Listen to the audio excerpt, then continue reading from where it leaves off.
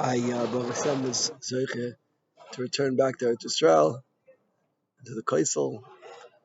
I have to thank Modem Shabbat to Kadosh Baruch Hu after a trip in Chutz La'aretz. And I want to tell you about an incident that I had that was quite powerful. I had to fly from New York to Chicago, and it was Wednesday, right after January 1st, January 3rd, I believe it was. I had to deliver something into the city, an important document, to one of my donors.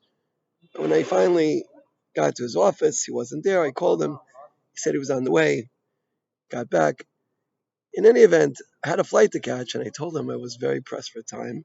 But he told me that he needed to speak to me, and I was looking at the watch and davening to Hashem. In any event, by the time I left, it was quite late.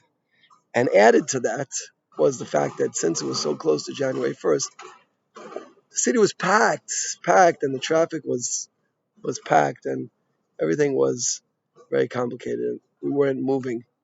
And I realized the chances of making this flight were extremely small, according to Teva. But then I remembered the Ramban says that in the end of Parshas Bo, which is coming up soon, that a person doesn't have a portion in Torah Moshe until he believes that everything in the world runs above Teva, above nature. So I started saying Ein Od Milvado once, twice, 100 times, 200 times, over and over again. And the traffic was still moving slowly, going very, very slowly, and the time was going very fast. As slow as the traffic was going, that's how fast the time was going. Finally, we got to the airport. It was 40 minutes before takeoff, and the rule is you're supposed to be there an hour before takeoff, so I didn't see much chance. But Barach Mei Shamayim, they let us check our baggage through. Except they said you can only check through curbside checking if you have a credit card, and we only had an Israeli credit card. Okay, they don't take it. Sorry. Found someone, one of our Indian brethren, was willing to pay for us credit card. We gave them the money.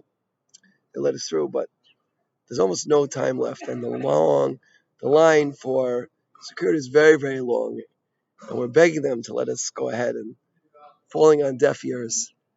Ein Od Milvado again and again, 1,000 times, 11, 1,200 times, over and over again. And at this point, I felt a great serenity.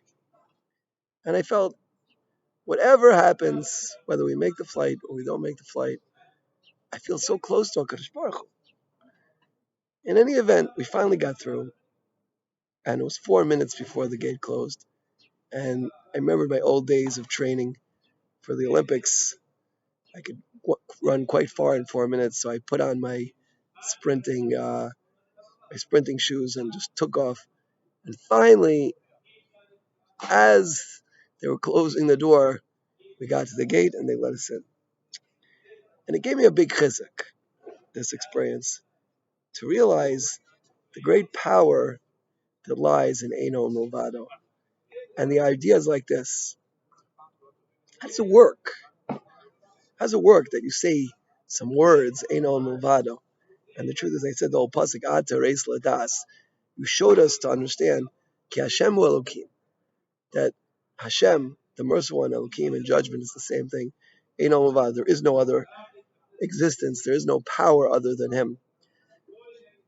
When a person clings to that understanding, he attaches himself to that understanding, then he's living in a different reality, a different plane of existence, as it were. And when you're connected to that plane of existence, then nothing else matters.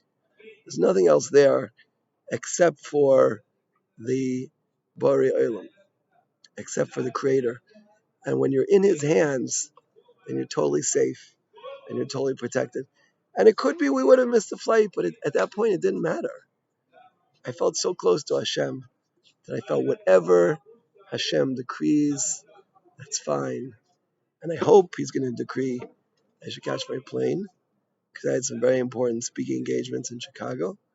But whatever He decides, He is the only power. And Rashi says that in Chulin, on this Gemara, right? A certain sorcerer came up to one of the Amraim and tried to curse him, or whatever the sorcerers do, put a spell on him.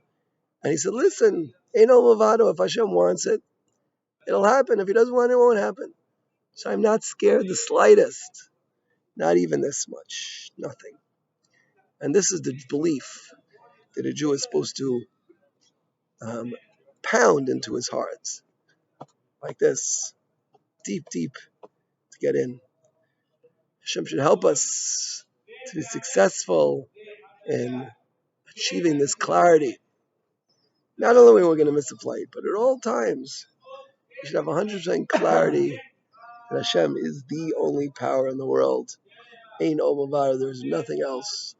Nothing in the world can stop us unless it's Hashem's will that it should be so. And the more we cling to that understanding, the more we can attach our minds to that complete clarity, the more we will be recipients of His kindness and His infinite power. Amen. Kain. Tiyeh. Yitzhak.